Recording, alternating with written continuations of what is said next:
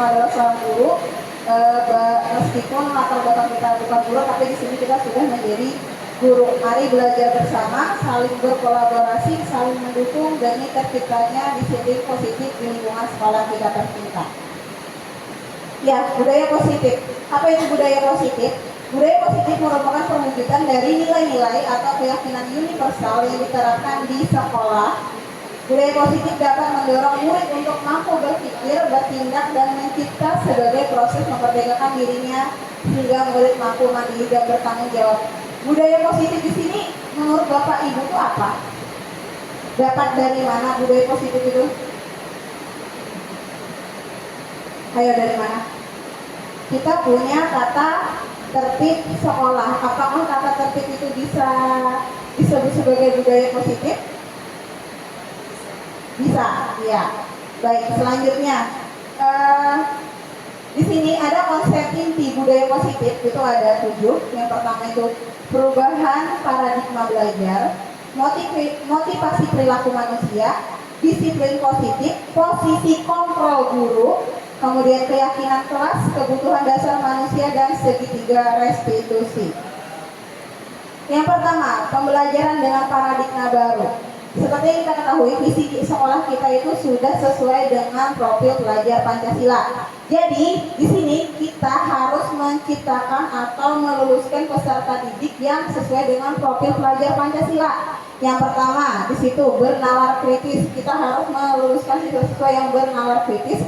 Bernalar kritis bukan berarti dia pintar ngomong, tapi dia tidak bisa memberikan solusi. Dia ngomong tapi dia memberikan pendapatnya. Jangan bisa itu gue ada bujur bu ay itu sampai di situ berarti siswa itu bukan kritis, karena kritisnya cuma mengomentari. Nah di situ lagi bergotong royong. Bagaimana kita menciptakan siswa yang selalu bergotong royong? Contohnya misalkan dalam pembelajaran pasti Bapak Ibu sering membuat tugas atau pembelajaran itu dalam diskusi kelompok, benar atau tidak? Ya berarti kan nilai gotong royong sudah bisa kita munculkan. Terus mandiri, pasti sudah mandiri karena pasti siswa itu mengerjakan tugasnya secara mandiri. Kemudian kreatif, bagaimana sih siswa-siswa yang kreatif itu? Kemudian beriman, bertakwa kepada Tuhan Yang Maha Esa dan berakhlak mulia. Ini adalah PR kita semua. Ini adalah kita bagaimana caranya menumbuhkan motivasi di diri anak itu supaya dia dapat meningkatkan keimanan kepada Tuhan Yang Maha Esa dan berakhlak mulia. Dan yang terakhir adalah berkebinekaan global. Jadi pembelajaran dengan paradigma baru merupakan pembelajaran yang dirancang berdasarkan prinsip pembelajaran berdiferensiasi. Menurut Bapak Ibu apa itu berdiferensiasi? Pembelajaran yang berbeda-beda maksudnya seperti apa? Nah seperti apa? Contoh misalkan nih kayak kami pelajaran bahasa Inggris itu ada teks prosedur. Nah siswa itu tidak semua siswa kan pasti suka dengan misalkan memberikan tugas bikin teks prosedur memasak. Pasti di antara 23 siswa itu tidak suka memasak. Ada yang ketujuh mengoperasikan HP, ada yang ketujuh misalkan main game, ada yang ketujuh misalkan mengoperasikan berbagai macam atau bermain bola. Jadi nanti teks prosedurnya itu harus misalkan karena ia suka mengoperasikan komputer, berarti teks prosedurnya mengoperasikan komputer. Ketika dia suka memasak, berarti teks prosedurnya memasak. Itu jadi tujuan pembelajaran itu tetap membuat teks prosedur, tapi hasilnya siswa itu berbeda-beda. Ada cuma satu, nah itu berdiferensiasi.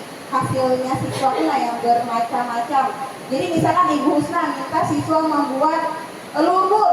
Jadi karena mungkin misalnya dari Husna kita cuma bikin satu lumpur, misalnya lumpur dari bengkoang. Ternyata siswa ini macam-macam, nak bikin dari kopi, Bu Ay, nak bikin dari ini, Bu Ay. Nah itu sudah berdiferensiasi. Tapi tetap tujuan pembelajaran itu adalah membuat lumpur dari bahan misalkan bahan tumbuh-tumbuhan alami. Nah terserah mereka jangan mau bikin ini apa.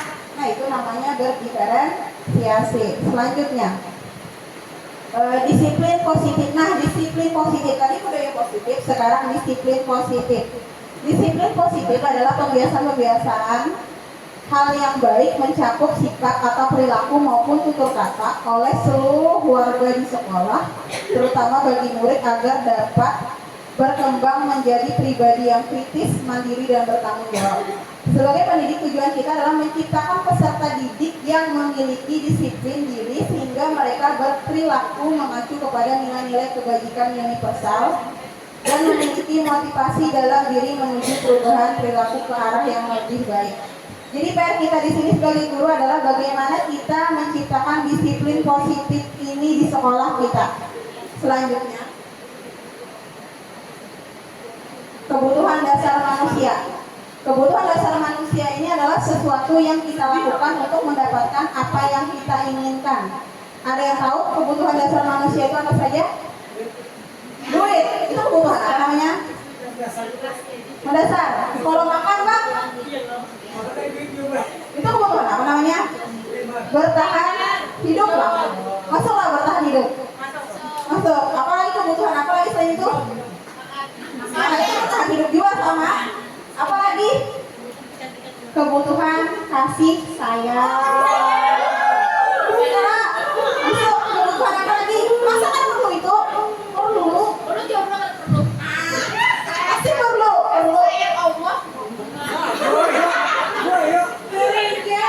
Semua usaha terbaik yang kita lakukan agar kebutuhan dasar kita terpenuhi. Tadi sudah ada kebutuhan bertahan hidup. Habis itu dari makan, ya lah duit tuh buat bertahan hidup tuh. Ada kebutuhan kasih sayang. Ada lagi apa kebutuhan kita? Bertetangga dan orang lainnya. Sosial. Ada lagi apa lagi? Kebutuhan iman, takwa. Ada lagi kebutuhan apa? Kebutuhan apa? Penguasaan. Pernah ada bukan kita tuh ingin diakui? Atau penguasaan. Ada lagi ada? Dari itu. Iya. Jadi kebutuhan dasar manusia itu ada 5. Ya, bertahan hidup kayak makanan, habis itu pakaian, tempat tinggal, keamanan, dan kesehatan. Habis itu ada kasih sayang dan rasa diterima. Ada penguasaan, di sini harga diri, ada penguasaan yang harga diri, keinginan untuk dianggap, memimpin, berprestasi, diakui, dan didengar. Kemudian ada kebutuhan kebebasan, di situ ada mandiri, memiliki pilihan, mencoba hal-hal baru, dan mampu mengendalikan arah dirinya. Kemudian ada kesenangan, bermain, humor, antusias, dan tertawa. Ini tidak hanya kita yang perlu, tapi juga siswa. Jadi, ulun harap Bapak Ibu guru tahu kebutuhan dasar ini. Misalkan nih, bertahan hidup. Sebelum kita menjudge siswa pas pembelajaran, ini misalkan pena koler atau ini pena apa, kita harus tahu dulu, oh ternyata pas pagi tadinya mungkin lah makan, ya ada. Atau di rumah ini ternyata kasih sayangnya kayak apa di rumah, kita nggak tahu. Jadi jangan sampai kita sebagai guru tuh kada tahu hal-hal ini, tidak tahu kebutuhan dasar manusia yang 5 ini.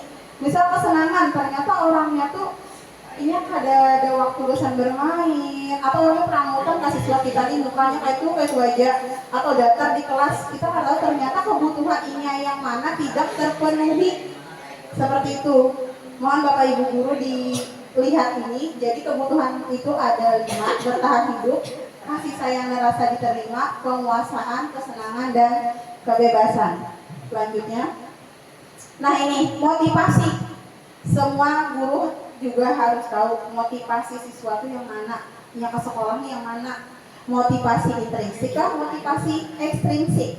Kalau murid itu melakukan disiplin diri dikarenakan takut dihukum atau menghindari hukuman, berarti mereka tuh motivasinya ekstrinsik. Murid melakukan disiplin diri dikarenakan ingin mendapatkan imbalan berupa hadiah atau pujian dari orang lain. Misalkan nih, ini kada datang terlambat ke sekolah tuh supaya ini nih kada dihariki, kada dihukum. Berarti kan itu motivasinya kada berdasarkan dirinya sendiri. Kalau intrinsik itu dia tahu kayak gitu lah, menghargai nilai-nilai kebajikan diri sendiri. Murid melakukan disiplin dikarenakan sadar akan nilai kebajikan dalam dirinya. Oh, bila aku nih kada terlambat, berarti bagus ke sendiri ke seorang, aku nih yang bertanggung jawab, aku nih disiplin. Seperti itu. Lanjut. Nih, hukuman. Karena ada 3 hukuman, kita harus tahu ya lulus semalam tuh ada hukuman, ada konsekuensi, ada restitusi. Kalau hukuman itu tidak berencana atau tiba-tiba, Murid tidak tahu apa yang akan terjadi, bersifat satu arah, ya ada. Hukuman itu bersifat satu arah ada. Misalnya kita hukum siswa, yang dirugikan itu adalah siswa, ya ada. Misalkan jarian, misalnya datang terlambat, kita suruh membersihkan musola, siapa yang dirugikan di situ? Siswa tadi, karena bersifat satu arah. Terus nah, hukuman itu pasti berupa fisik atau psikis. Ada konsekuensi. Nah, konsekuensi ini bagus sebenarnya karena dilakukan atas dasar sebab dan akibat. Contoh misalkan nih, pada tugas Pak Ari ada siswa yang lambat mengumpul tugasnya. Apa yang lakukan Pak? Terus?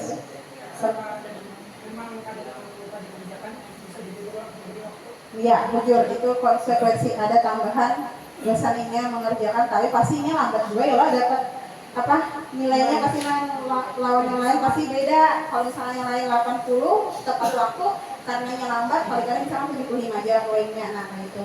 Nah habis itu murid tetap dibuat tidak nyaman dengan konsekuensi. Pastinya ya siswa itu kada nyaman karena tadi merasa kenapa kok 80 belum sama mengerjakan. Habis itu sikap guru selalu memonitor murid. Kalau konsekuensi ya pasti, karena kita pasti memonitor atas kesalahan yang telah diperbuat siswa. Nah sedangkan yang benar itu adalah namanya restitusi. Restitusi itu adalah proses menciptakan kondisi bagi murid untuk memperbaiki kesalahan.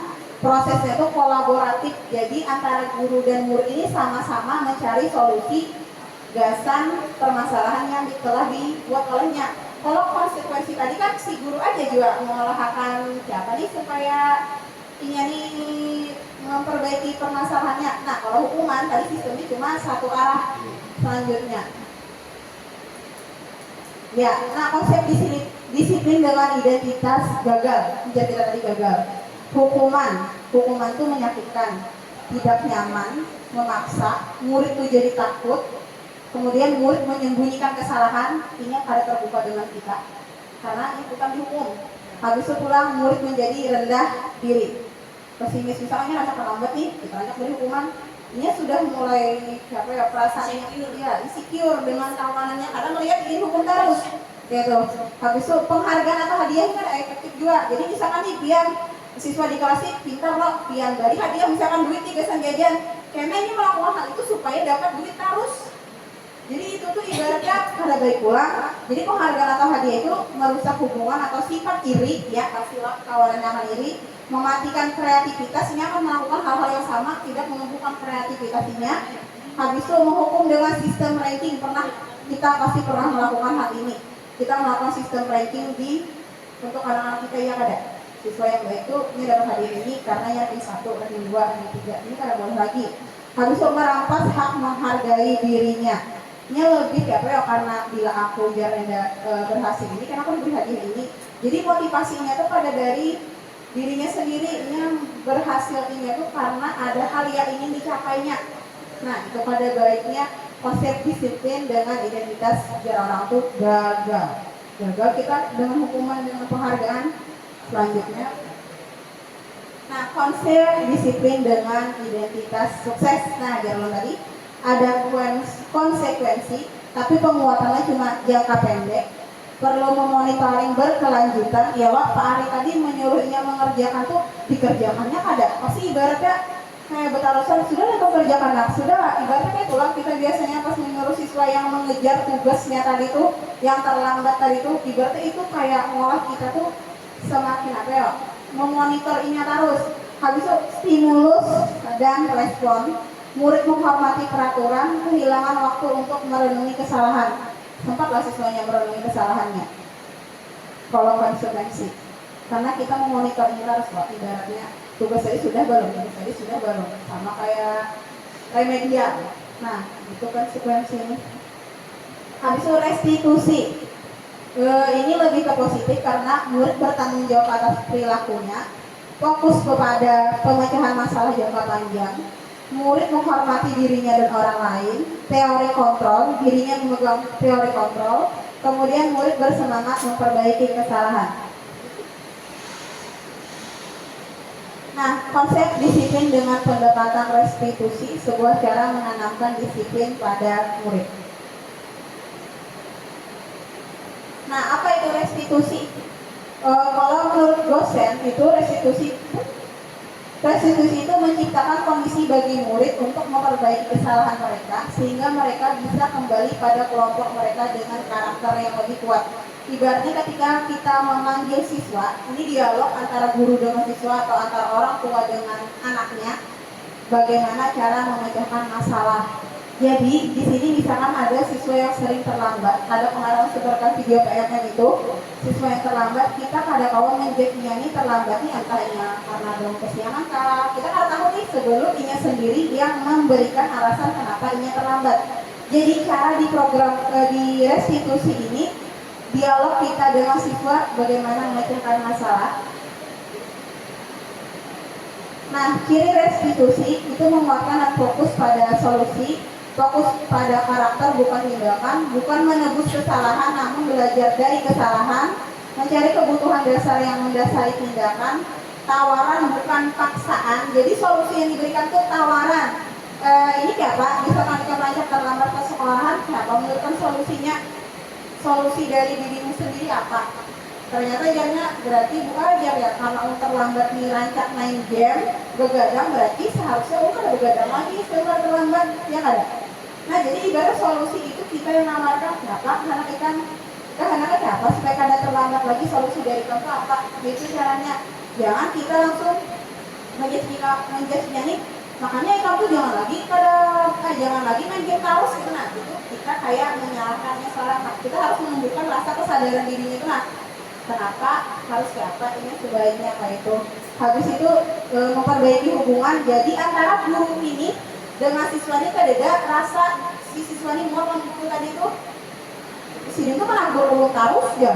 Kalau ibu itu menagur lagi tapi kadang memberi solusi. Nah itu yang kita hindari supaya tidak adanya ketidakbaikan hubungan antara guru dengan murid. Habis itu itu yang tadi menuntun untuk melihat ke dalam diri. Nih perbedaan, perbedaan nih ulun mengambil kasus murid terlambat datang ke sekolah. Kalau di hukuman misalkan nih datang terlambat, muridnya disuruh berdiri di depan kelas selama 15 menit itu hukuman. Habis itu guru marah-marah terhadap murid sehingga murid menjadi takut. Murid disuruh menulis, saya tidak akan terlambat lagi. Ini pasti pernah merasakan ini. Karena ulun pas MTS pernah terlambat disuruh menulis 100 rutin, saya tidak akan terlambat lagi, saya tidak akan habis sudah itu hanya boleh masuk kelas. Nah, surah Yasin. Ini namanya hukuman, iya itu betul.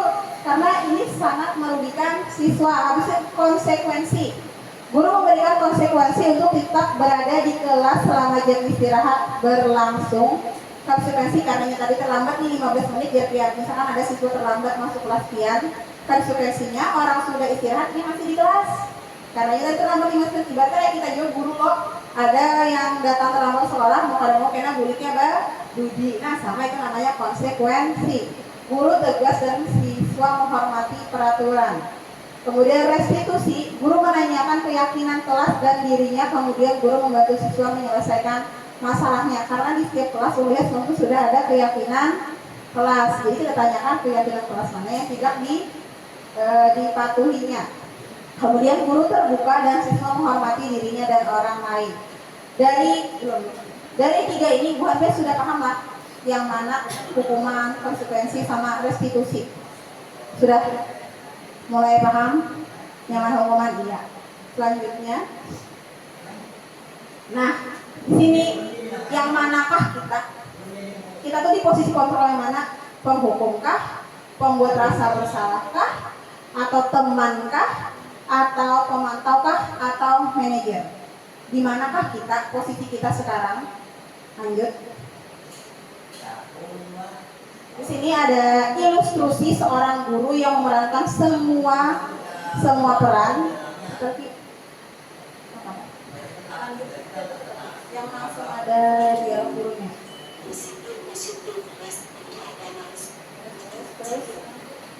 Nah ya, ini ulangi.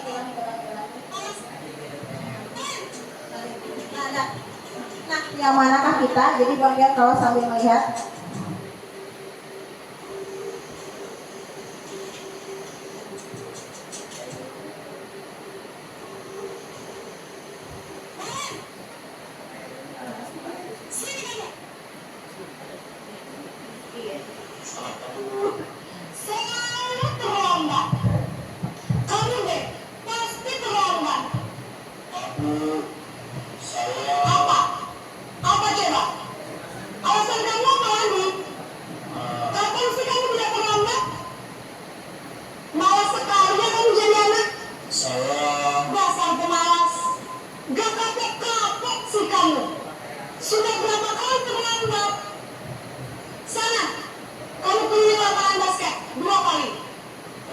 saya harus kehilangan basket, Bu? Kenapa? Kamu mau ribet? Berani-beraninya jawab. Sudah terlambat, masih berani jawab nggak? Sekarang, keliling lapangan basket 5 kali sekalian. Biar kapok. Cepat! Pergi sana ke lapangan basket. Posisi tertutup biasanya berbicara dengan nada tinggi, menghadut, menunjuk-nunjuk, menyakiti, dan menuduh. Hukuman bisa berupa fisik maupun psikis. Ibu dan bapak guru hebat. Dampak yang terjadi pada murid ketika guru berada pada posisi terhukum adalah murid cenderung akan memberontak, bahkan menyimpan dendam.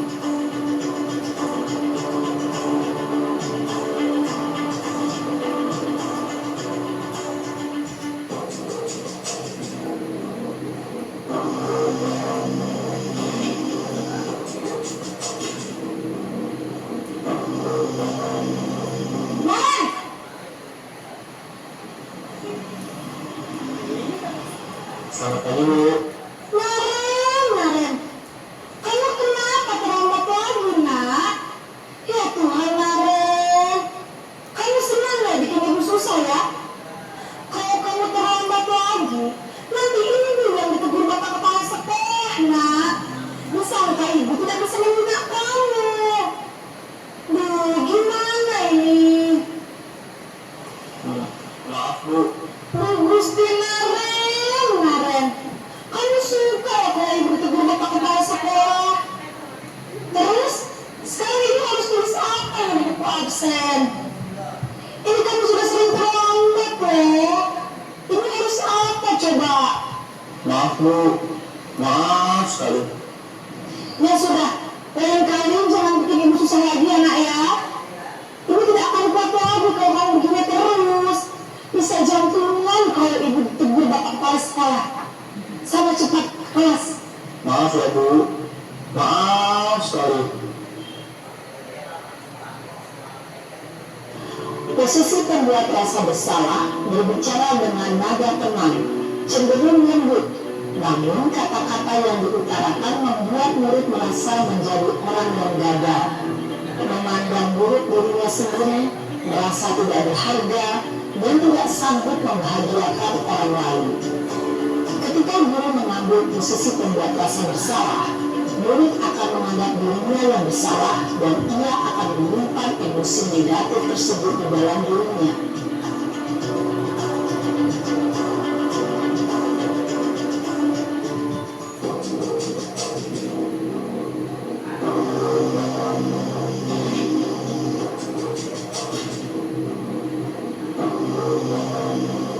Naren,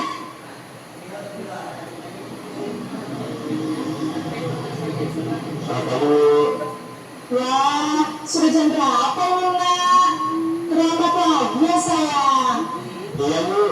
Habis guru saya udah mengangkat saya. Kamu malah menyalahkan ibu kamu. Kamu bukannya anak yang larinya paling kencang. Kok terlambat sih? Iya, Bu. Saya mau bangun tadi. Jadi, biarpun saya lari kencang, tetap nggak kekejar, Bu. Nah sudah sana, nanti lain kali larinya lebih kencang lagi ya. Biar gak terlambat lagi. Bikin senang ibu.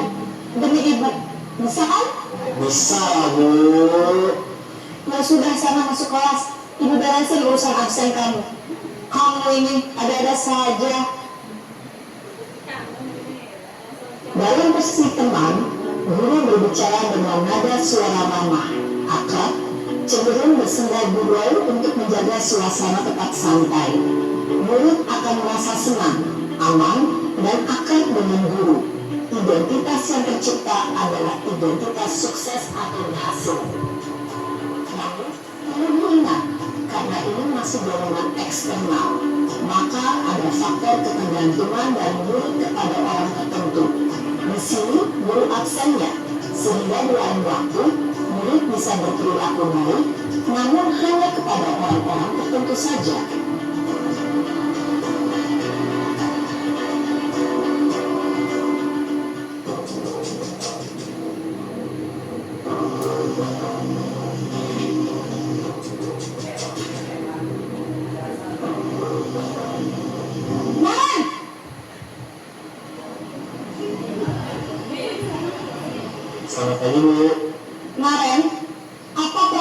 sekolah kita tentang jam berapa kita harus masuk sekolah, nak? Kita harus di sekolah jam 7, Bu. Iya betul, sekarang sudah jam 7.20. Kalian sudah tahu konsekuensinya jika terlambat hadir? Paham, Bu. Saya harus tinggal kelas pas jam istirahat selama 20 menit. Iya benar, konsekuensinya demikian. Jadi nanti jam 9.30 pas istirahat, kamu harus tinggal di kelas, kerjakan tugas tambahan untuk ketertinggalan kamu, ya? Baik, Bu. Posisi penonton mengandalkan penghitungan atau data untuk mengontrol murid.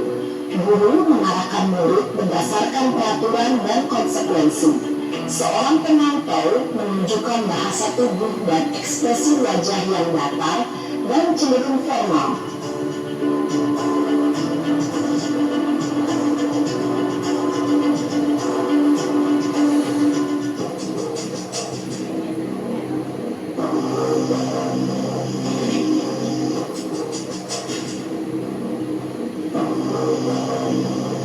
Nan!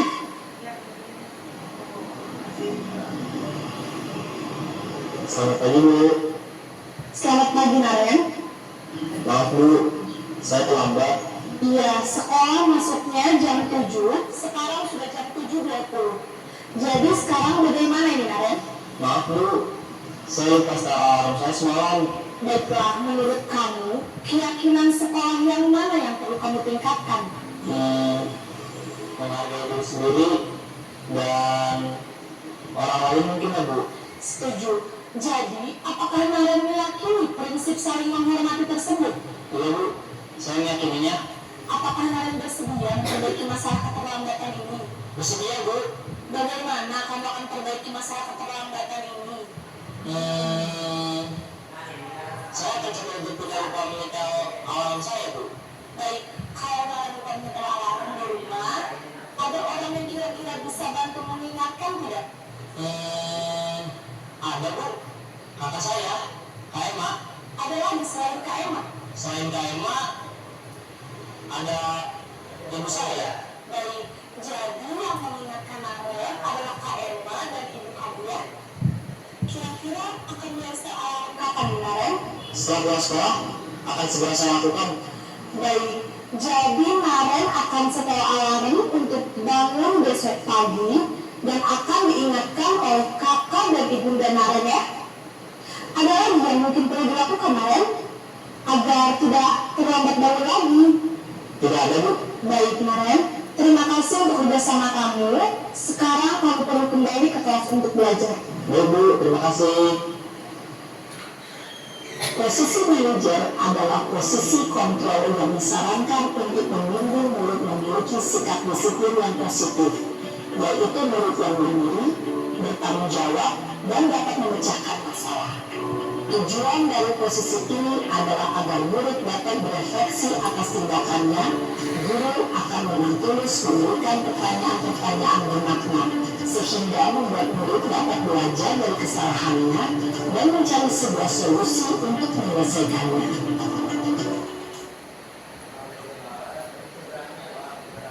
Iya, dari 5 posisi kontrol tadi, di manakah kita sekarang?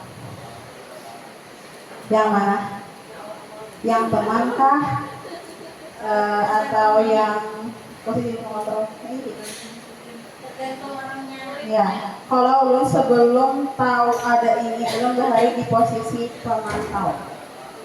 Ya, karena paling bertanya kenapa terlambat, ini jam berapa? Ya sudah, gitu. Pasti kayak itu. Tidak ada tindakan selanjutnya itu kayak apa?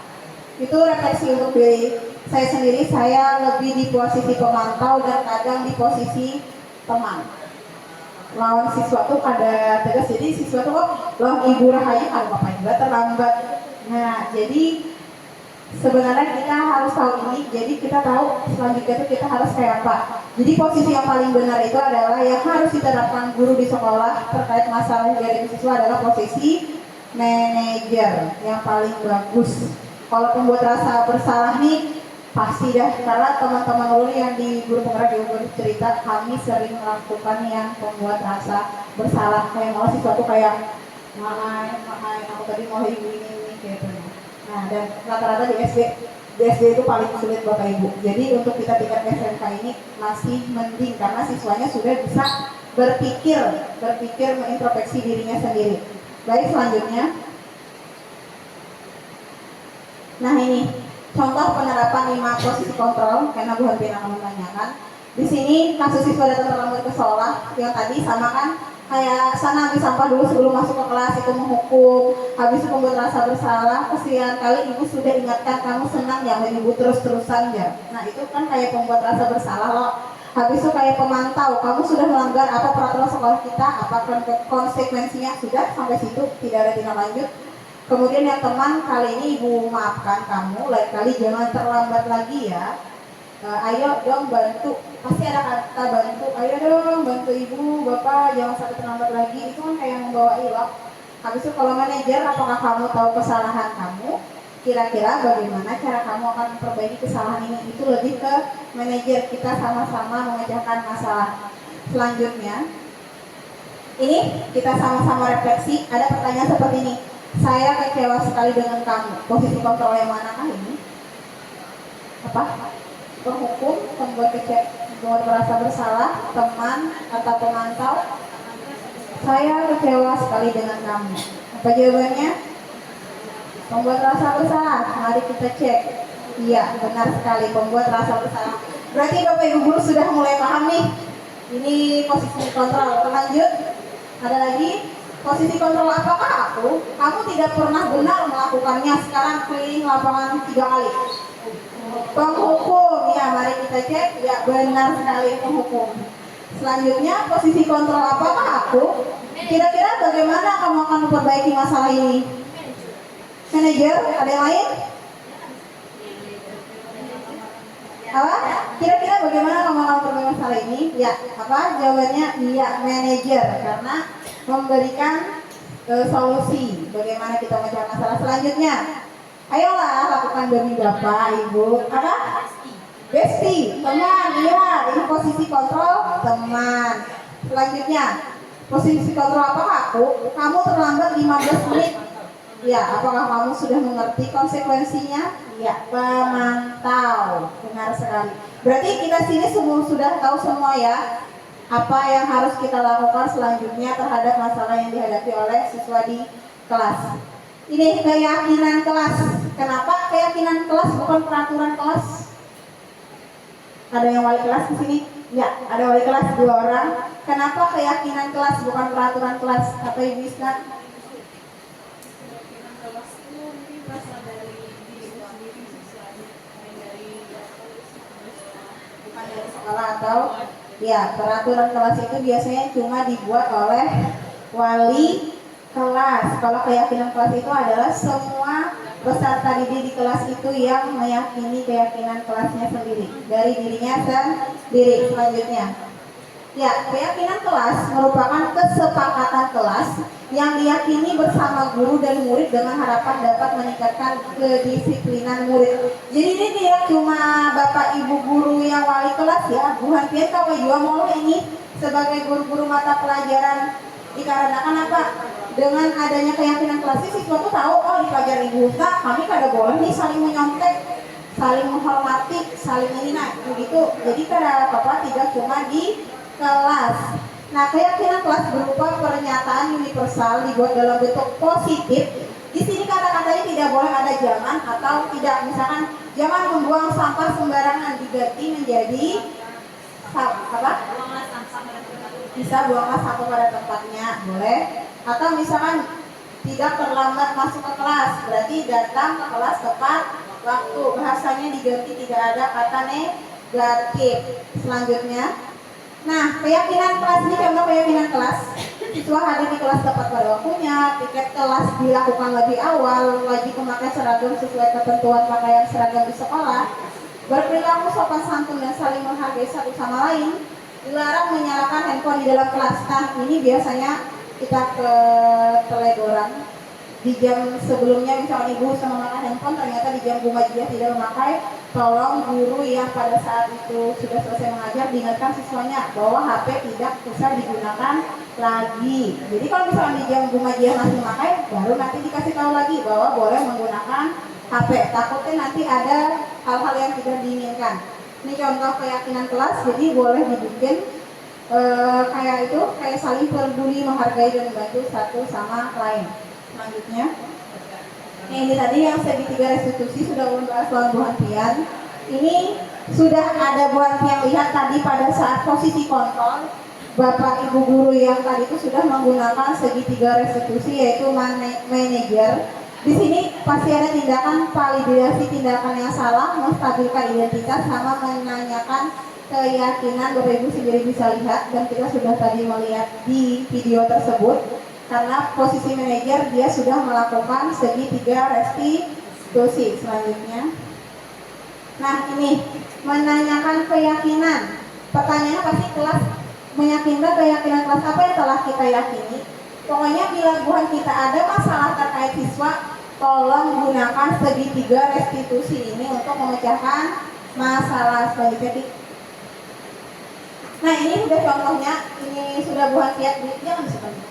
Sudah tahu di YouTube kemarin, jadi tidak perlu saya tampilkan lagi. Tolong nanti dilihat lagi di YouTube-nya atau di YouTube yang lain. Selanjutnya, nah penutup, dalam penerapan program disiplin positif, hendaknya guru memiliki standar kompetensi kepribadian. Standar kompetensi kepribadian kita bagaimana? Itu mari kita refleksikan diri masing-masing. Kita di posisi mana sekarang sudah?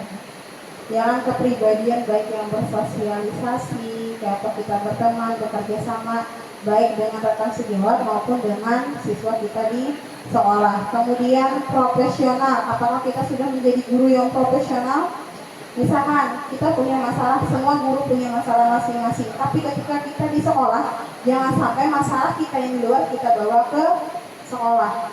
Jadi ibarat kita di rumah tadi sudah merengoti, jangan sampai pada saat kita mengajar itu terbawa. Jadi marah-marah ke siswa kita, itu jangan sampai. Kita adalah guru yang profesional sesuai dengan tugas kita sekarang menjadi guru. Dan sosial yang baik. Sosial yang baik adalah semoga di guru di SMP Tenggara Husada tidak ada yang dengan muridnya tidak baik. Hubungannya harus baik, baik itu guru maupun tenaga pendidiknya. Jangan sampai misalkan ulun kada hendak buat turun ke sekolah karena di ibu itu, jangan sampai kayak itu. Karena pasti ada kejadian beberapa sekolah yang besar kan seperti karena siswanya banyak sehingga guru-gurunya tidak dapat mengontrol. Bersyukurlah karena siswa kita masih sedikit. Di mana guru mampu merefleksikan dirinya dalam posisi kontrol saat ini, bagaimana perjalanan dirinya sebagai manajer yang menuntun murid-muridnya menjadi insan yang mandiri, merdeka dan bertanggung jawab. Demikian itu tadi presentasi dari saya terkait budaya positif. Semoga kita semua dapat merefleksikan diri dan semoga kita semua dapat menerapkan budaya positif itu di dalam pembelajaran kita masing-masing. Sekian dari saya. Terima kasih atas perhatian dan waktunya. Wabillahi taufiq hidayah. Wassalamualaikum warahmatullahi wabarakatuh.